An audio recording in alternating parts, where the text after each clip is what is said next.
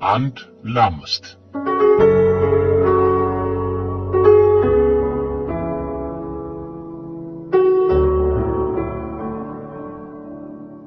ዓለም ህዝቦቿን የምታስተዳድርበት መላ በእጅጉ የተለያየ ነው። የህዝቦቿን አእምሮ አሳምና ኑሮአቸውን የሚገፉበትን ሥርዓት አንዱ ከሌላው እንዲገጥም አላደረገችውም። አንደኛው የሚያነውረውን ሌላው ቅድስና ይሰጠዋል። አንዱ ጋር እርም የሆነው ሌላው ጋር ክቡር ይሆናል። አንዱ ጋር የማይነካው ሌላው ጋር ይበላል። አንዱ ጋር የተፈቀደው ሌላው ጋር ይከለከላል። በህዝቦቿ ዘንድ ያስተሳሰብ ርቀትና ልዩነት ፈጥራ ውደቷን የማታቋርጠው ዓለማችን ሁሉንም በየፈርጁ ታስተናግደዋለች። የዓለም ህዝብ አካል የሆኑት ቲቤታውያን አንድ ሴት ከሁለት በላይ የሆኑ ወንድማማቾችን የማግባት ልማድ ሲይዙ በሌሎች ዘንድ ፈጽሞ የተከለከለና የተወገዘ ድርጊት አድርገው ይቆጥሩታል። በቲቤታውያን ዘንድ አንድ ሴት ለወንድማማቾች ሚስት ሆና በጋራ ልጃችን የሚሏቸው ልጆች ወልዳ መኖራቸው መታደልና መባረክ ነው። ሌላው ህዝብ ደግሞ ሊረግመው ይፈልጋል። ከናካቴው እንዲህ ያለ የቤተሰብ ግንኙነት ለመስማት እንኳን ይዘገንነዋል። እንግዲህ በሆነው ነገር ሁሉ መረዳት ያለብን በዚያው ባድራጊዎቹ በተቀበሉበት አስተሳሰብ እንጂ የራሳችን ስሜታዊ ዳኝነት ከሆነ የዓለምን ዝንጉርጉርነት ልንረዳው ያዳግተናል። የሂማሊያ ተራራ የአካባቢው ነዋሪዎችን ኑሮ እንደ ቋጥኝ የከበደ እንደ በረዶ የቀዘቀዘ ፈተና የበዛበት ሲያደርግባቸው የተጫናቸውን ቋጥኝ ከላያቸው ላይ ለመፈንቀል ፈተናቸውን ለማለፍ የተጠቀሙበት ያኗኗር ዘዴ መሆኑን ራሳቸው ይናገራሉ። ኑሮ ሲያጎብጣቸው ቀና ለማለት ድህነት እንዳይደፍቃቸው ጉልበት ለማበጀት ሲሉ እስከ 5 የሚደርሱ ወንድማማቾች አንድ ሴት አግብተው በመተሳሰብና በመተጋገዝ ይኖራሉ። አባቶቻቸው ገሌ ነው ተብሎ የማይሰየምላቸው የሁሉም ልጆች የሆኑ ልጆች ወልደውም ያሳድጋሉ። ቅናትን አሽቀንጥረው ድህነትን እየታገሉ ኑሯቸውን ያደረጃሉ። ቲቤታውያን ማለት እንደነዚህ አይነት ማህበረሰቦች ናቸው።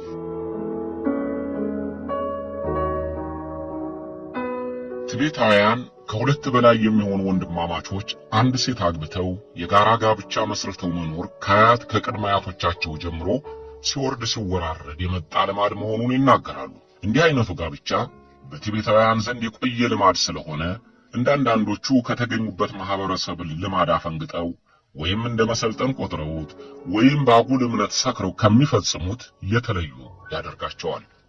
አሁን በሩቅ ገጠሮች የሚኖሩ ቲቤታውያን ብቻ የሚጠቀሙበት ልማድ እየሆነ በመምጣቱ ቀንሷል። እንዲህ ስለተባለ ግን በገጠር ብቻም ተወስኖ የቀረ ሳይሆን በዩኒቨርሲቲ ደረጃ የተመረቁ ቲቤታውያን ሳይቀር ይህንኑ የጋራ ጋብቻ አጥብቀው ይከታተሉታል። ወጋችን ነው ይላሉ የተማሩትና ከተማ ያሉት ቲቤታውያን። የቡድሃ እምነት ተከታዮች ናቸው። እምነታቸው ደግሞ እንዲህ ያለውን ድርጊት አይከለክላቸውም። ስለዚህ አንዷን ብዙ ወንድማማቾች አግብተው ይኖራሉ። በዚህም ቤተሰቡን ከመከፋፈል እንጠብቀዋለን ይላሉ። ንብረታቸው ተተንትኖ እንዳያልቅ ያደርጉታል። ድህነታቸውንም ይጋፈጡበታል። ይህ የነሱ ቃል ነው።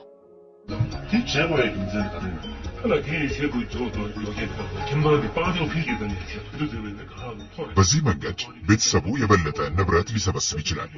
ቤተሰቡ ከተበታተነ ግን በዚህ ደረቅ መሬት ለመኖር ያስቸግራል። ይህ ልማድ ከጥንት ጀምሮ እስከኛ የደረሰ ነው።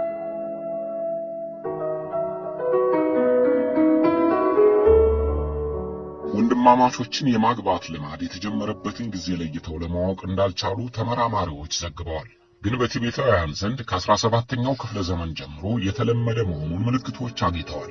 ኑሮ ከባድ በሆነበትና ከ12000 ጫማ በላይ ከፍታ ባለው የሂማሊያ ተራራ አካባቢ የሚኖሩት ቲቤታውያን በልማዱ ታስረው እነሱን ያመኑበትን የጋርዮሽ ጋብቻ አስፋፍተውት ቆይተዋል። በቻይና የባህል ለውጥ ሲካሄድ ልማዱን ለማስቀረት በሕግም በፖለቲካም የኃይል ጫና ተደርጓል። በእርግጥ ሕጉ ልማዱ እንዳይስፋፋ አግዟል።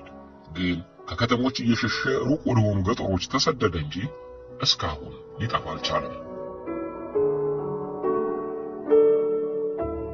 አንድ ሴት ከሁለት በላይ ቁጥር ያላቸው ወንድማማቾችን ማግባቷ የተለያየ ምክንያት እንዳለው የማህበረሰቡን ያኗኗር ልማድ ያጠኑ ምሁራን አረጋግጠናል ይላሉ። አንደኛው ድህነትን ለመታገልና ኑሯቸው ለማሸነፍ ነው።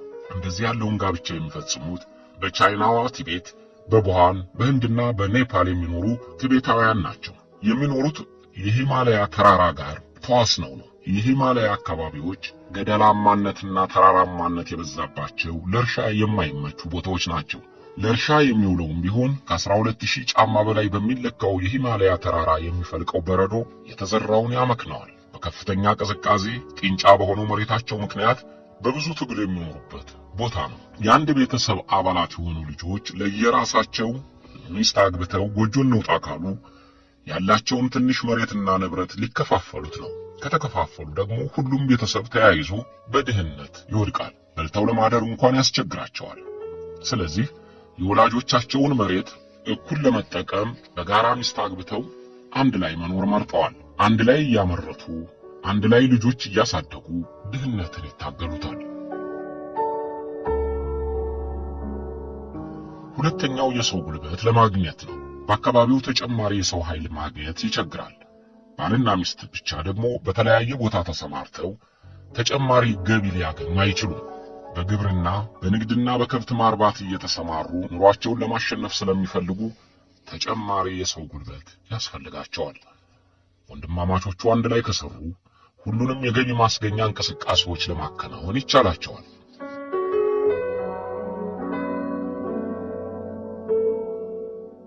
የወንድማማቾች ሚስት ሆና የምትመረጠው አብዛኛውን ጊዜ በወላጆቿ ውሳኔ ነው። ተነጋግረው ከጨረሱ በኋላ ድል ያለ ሰርግ ተደግሶ ወደ ባሎቿ ቤት ትሄዳለች።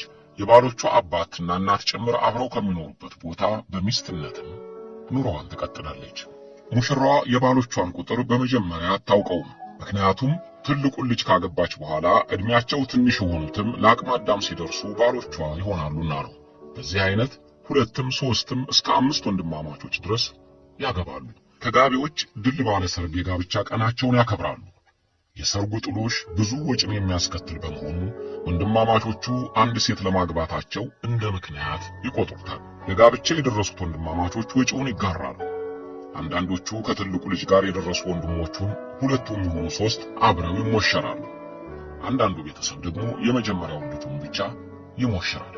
ታናሽ ወንድሞችም ሲኖሩ 15 ዓመት ሲሞላቸው የወንድሞቻቸውን ሚስት ባል የመሆን መብት አላቸው። ሚስቲቱ ትንሹን ልጅም እንደ ባሏ ቆጥራ ያለምንም መድሎ የሚስትነት አገልግሎቷን ትቀጥላለች። በዚህ ምክንያት ከመጀመሪያው ባሏ በኋላ የምታገባቸው ሰፊ የዕድሜ ልዩነት ያላቸው ሊሆኑ ይችላሉ። ሙሽራዋ የጫጉላ ጊዜ የላትም። የምትሄደው ባሎቿና ወላጆቻቸው አብረው ወደሚኖሩበት ቦታ በመሆኑ ቤተሰቡን የመመገብ ኃላፊነቷን ወዲያው ትቀበላለች። በእኔ በኩል ወንድማማቾችን ማግባት በጣም ጥሩ ነው። ሁሉም ቤተሰቤ እንደሆነ ይሰማኛል። የምንበላውና የምንጠጣው ነገር ብናጣ እንኳ በሰላም እንቀመጣለን፣ በደስታ እንኖራለን።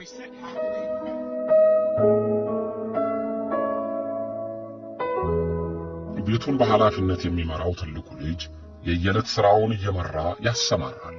ሁሉም ቢሆኑ ግን የተመደቡበትንና መስራት የሚገባቸውን ማንም ሳይጎተጉታቸው በኃላፊነት ስሜት በትጋት ከመስራት አያስተጓጉሉም።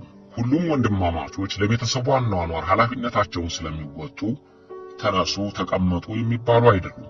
ሁሉም በየድርሻቸው ሰርተው የሚያገኙት የሁሉም መሆኑን ያምኑበታልና አይለግሙም። ገቢያቸውም በጋራ ወጫቸውም በጋራ ነው። በሚስቶቻቸውም ላይ ያላቸው መብት እኩል ነው።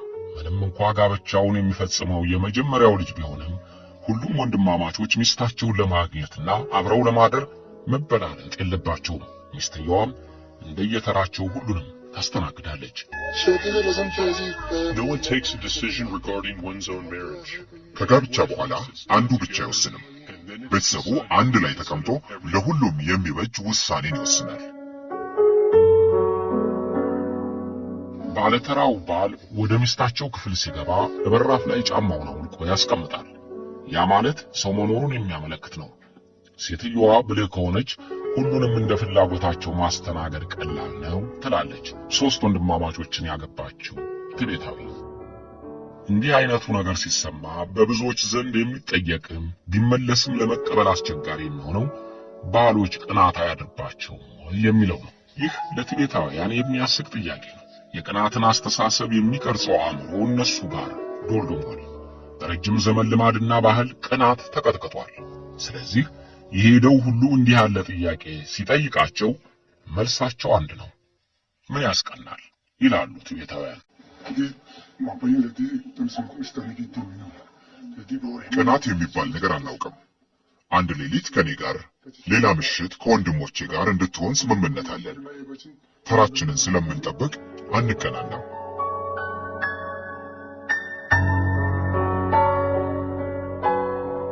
ሚስትየዋም ልማዱ ግዴታዋ አድርጎ የሚያስጠነቅቃት በባሎቿ መካከል አንዳችም ልዩነት እንዳታደርግ ነው። አብራቸው ከማደር ጀምሮ የምታደርግላቸው እንክብካቤ ሁሉ አንዱን ካንዱ የማያበላልጥ መሆን አለበት። የሴቷ ችሎታ በጣም አስፈላጊ ነው። ሚስቲቱ ሁሉንም ነገር የምትረዳ መሆን አለበት። የትልቁን ወንድም ባህሪ፣ የትንሹ ወንድም ባህሪ ሊገባት ይገባል። If the wife is smart, she will take turns each night. ሁልጊዜም ከትልቁ ወንድም ጋር ብቻ አትተኛም። ሚስትህ ብልህ ከሆነች በአንድ ሌሊት ከሁሉም ወንድሞች ጋር መተኛት ትችላለች።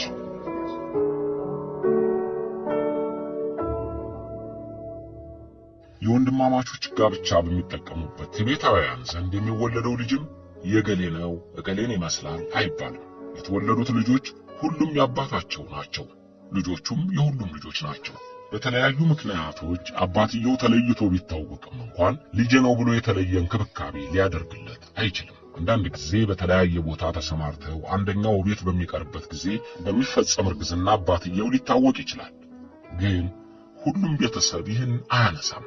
ልጁ የሁሉም ነው። አንደኛው ወንድም ፍቺ ፈጽሞ ከቤቱ ወጥቶ ሌላ ኑሮ ቢመሰርትም እንኳን የኔ ልጅ ነው ብሎ ማንኛውንም ልጅ ሊወስድ አይችልም። ሚስቲቱም ቢሆን ይህ የገሌ ልጅ ነው አትልም።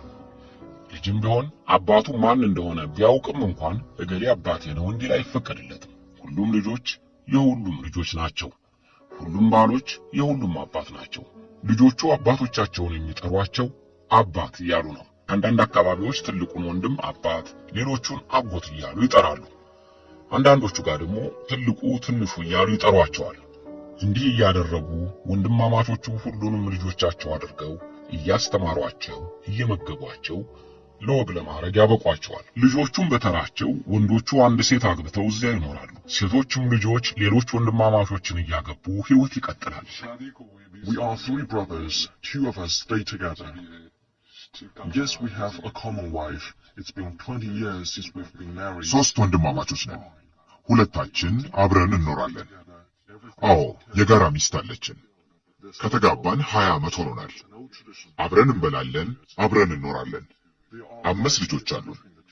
ሁሉም ነገር ጥሩ ነው።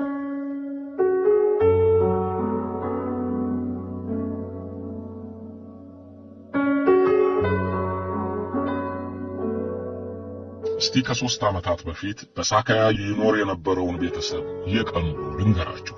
የሳካያ መንደር ከቲቤት ከተማ ላስ 400 ኪሎ ሜትር ርቀት ላይ የሚገኝ መንደር ነው። በመንደሩ ከ200 ሰዎች በላይ ይኖራሉ። ካማራ በምትኖርበት ቤት 3 ወንድማማቾች ከአባትና ከእናታቸው ጋር ይኖራሉ። ከሚስታቸው 3 ልጆች ወልደው የቤተሰቡ ቁጥር 9 ሆኗል። ከ3 ዓመት በፊት የ30 ዓመት ዕድሜ የነበራት ካማራ በጧት ተነስታ ለቤተሰቡ ቁርስ ታዘጋጃለች። ልጆቿን ቀስቅሳና ብልታ ለባሮቿና ለአማቶቿ ምግብ ታዘጋጃለች። በእርሻ ሥራ ትሰማራለች። ላሞችን ታልባለች። ውሃ በጀርባዋ ተሸክማ ትቀዳለች። አፕሮን ለተባለው የባህል ልብስም ትሸምናለች። የባህል ልብሱ ገበያ ሲወጣ ገቢ የሚገኝበት ነው። በ3 ዓመት የሚበልጣት የመጀመሪያ ባሏ በሙያው ሐኪም ነው። የመንደሩ ሐኪም በመሆኑ ዝነኛ ነው። ወደ ክሊኒኩ የሚመጡትን ብቻ ሳይሆን እቤታቸው ድረስ እየሄደ ስለሚያክማቸው የተወደደ ሰው ነው። ከብቶቹ ሲታመሙ ድረስልን የሚሉት እሱ ነው። ሁለተኛው ባሏ ስራው በጎቹን ማርባትና መጠበቅ ነው። ከ200 በላይ የሚሆኑ በጎች ባለቤት በመሆናቸው ከመንደሩ ሀብታም ተብለው ይቆጠራሉ። በጎቹን ወደ ተራራዎቹ አሰማርቶ ሲጠብቁ ወደ ማደሪያቸው ይመልሳል።